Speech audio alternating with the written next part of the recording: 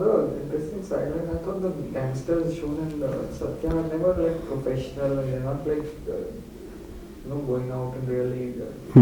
They seem in fact a little dumb or too casual about. Yeah. So, is this how they really are, or is this how you wanted them to be?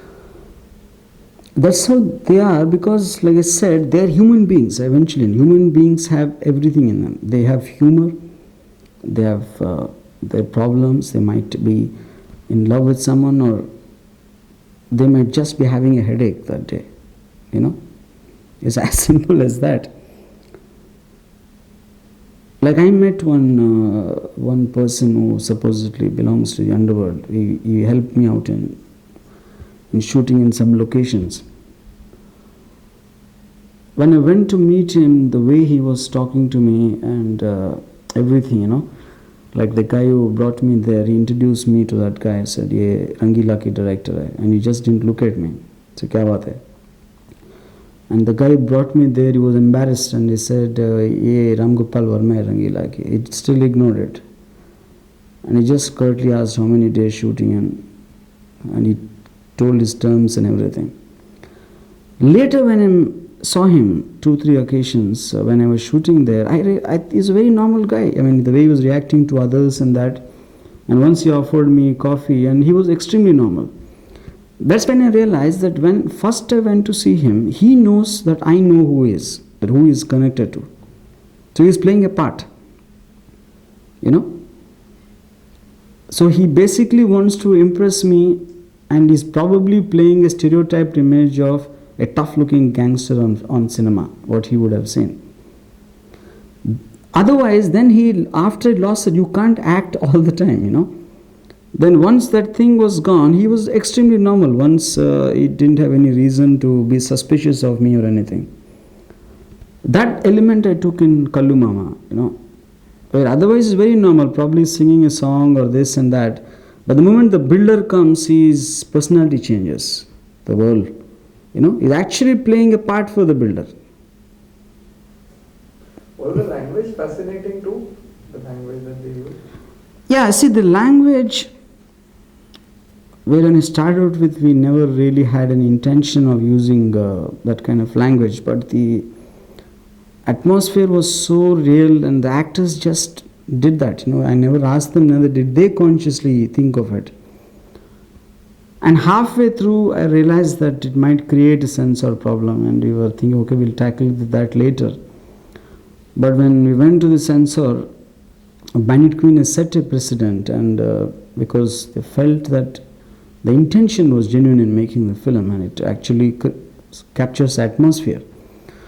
So the censor people also were quite impressed with the film, and when the language thing came, I said it was not basically used to shock the audience. There's no intention on the actor or the director's part to shock somebody with the use of that. If you take that off, and substitute with a normal word, the character won't look real anymore. It's more to create the authenticity of the atmosphere rather than banking on the ability of the language to shock the front benchers. Somewhere even they agreed with that, and that's how it happened. Do you think the film would have worked better without songs? I don't know if it worked better. I think it would have worked as well, I would say. Because definitely I believe in a film like this, the songs would obstruct the narrative, But in a place like India, where they're generally used to sing songs all the time, they might not mind it so much. But yes, I would say that personally I would want this film to be there absolutely without songs. Has the film been marketed internationally? What have reactions been, and have you got a... It has been sent to the festivals and all that, and we yet to get the feedback. We haven't really been working on that, Now after Satya, Kaun is without songs, right? So is this Yeah. a sign of becoming more mad or more confident, or what is it? See, a film like Kaun, it's like Satya, at least I would say, as a scope for having songs, because not shot in a limited time or where the girl is supposed to be a singer, there's a love story, and there is a scope, whether you want it or not, you can. It's not my intention I want to make a film without songs. I'm not on any such trip or anything, but there's a kind of a film you would know in your heart that it cannot have songs, because you're basically used to that for the last so many years. Kaun is a film which is actually shot in real time. The film happens in a duration of 2 hours. The story happens in a duration of 2 hours, and the characters don't have names also. The two strangers meet in a lonely night, and the interaction between them is what the film is about. So it is in effect, I would say, an incident which happened one lonely night. So obviously I cannot have songs in that kind of a genre. And 80% of the film, there are only 2 people in the film. So how does it work? How do you manage? Is it too difficult doing such a film? It was definitely the most difficult film I made. In a sense, on idea level, it sounds very simple. The 2 people just inside a house. The whole film is inside one house. But to catch the actors from moment to moment, because there are no scenes, it is just one scene which is happening there. So to catch their emotions specifically at the right point so that it won't jump from day to day was much more difficult than what I imagined. Otherwise, what happens in a regular film, you shoot 2 scenes, 3 scenes a day, and the scene's content will be finished. But here you're shooting one scene in 28 days, So you're actually catching it from where you left off yesterday. Or maybe after one schedule, the next schedule you have to again catch what happened. It's like almost trying to make you think what you did last Friday at this time. We have to continue from there, So in that sense, it was quite a difficult film. How? Not only for me, but I would say more for the actors actually. How do you plan to hold the viewer's interest in such a film? How do you grip up? That they have to tell me. If it grips them eventually, that is. We did our best, our intention. You can't really call Kaun a thriller in the sense it has moments of humor. It has it's a very. It doesn't fall in the genre of, I would say, a suspense thriller or a psycho horror. It's not even that. It's a very difficult thing to describe Kaun actually. I don't see there's any other film which was made in this kind of a genre actually. So it's not like Ittifaq or where it had a plot. There's a definite story happening. Like I said, Kaun is just an incident which I hope will grab the attention of the audience.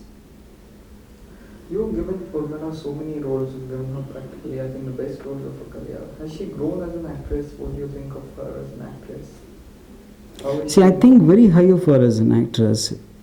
And I don't know about the growth. I always believed she was a good actor. At least, I don't know about earlier films. I haven't seen them, pre-Rangeela, that is. I've done a couple of Telugu films with her, and I was quite impressed with what she could do. And later, even my stories or the kind of films have become more complex than what I used to do. So if I'm taking her again, obviously the role will become more complex and will give much more opportunity to do a performance, So in that sense, if you talk about my films, I would say that she's grown as an actress, not also because of her, and also because of film's complexity and the role's complexity. How is she in Kaun? You see the film. What else are you up to? What else is exciting? What is happening in life? I'm planning to do a musical now. Musical as in, in the mainstream industry, musical is termed as a film with good songs. What I mean by musical is a sort of a throwback on the 60s Hollywood used to make Singing in the Rain, Bandwagon, and Sound of Music, where the basic song tells a story. You can't really make, it's not like cut to New Zealand and Australia like what I've done in Dor, or to have a sort of a surrealistic portrayal of an emotion, what I've done in Rangeela. And I would say that they are more a psychedelic kind of a treatment to what you want to say. Whereas what I mean to say is that where the scene transcends into the song, where the characters actually, I would say the nearest probably is Hum Aapke Kaun, maybe, in one sense. In fact, it just occurred to me. So that like Jute Do Paise Lo is a very, that kind of a school, But what I am talking about is the big spectacle which they used to do, in spite of those kind of grandeur of the sets and the lighting and everything, still it never used to give you a feeling as if out of the blue songs are coming from nowhere and going away, and again the picture starts with the story. You never got that feeling in Hollywood musicals, The basic transition and the blending used to be perfect in terms of choreography, the situation and everything. I'm trying to do a story like that right now. You are an executive producer on it. Say, what do you think of the film, and how would you look at it? See, it's very difficult for me to comment on someone else's work,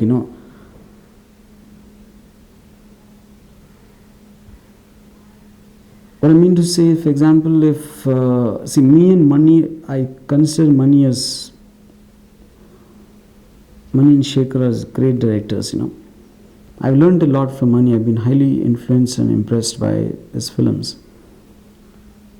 But talking about a film in specific, so if I have problems with Dil Se, I have more problems with Roja in Bombay, which was super hits. So I'm not talking about it in terms of the box office success or anything, The intention of his making the film was to bring to the Northeast the problem, or the way he shot the songs, I thought was stunning. But the overall thing, when suppose it hasn't worked for the audience, it's very difficult for me to comment on that, So like I said, if I am telling my personal views, if I say that I personally have more problems with Roja in Bombay, it is more on a filmmaker's views. I don't think I can comment on the film as a whole or anything, You just mentioned Shekhar Kapoor. Coming to it, he's achieved this international recognition now. Would you also like to, find an audience that is larger, maybe English speaking? Would you also like to make films that are? I don't have the intention with that. See, I would definitely want a larger audience for my films. There's no doubt about it. But I want to work only in conditions where there's creative freedom, which I'm not really aware of how much freedom one gets in a system like that. At least I'm just told that the basic supervision would be on a much more bigger scale compared to India, which I'm not very sure because I'm too independent in my thinking about. So I need that little amount of madness. So if somebody takes it away from me, I feel the rest of my talent will go too.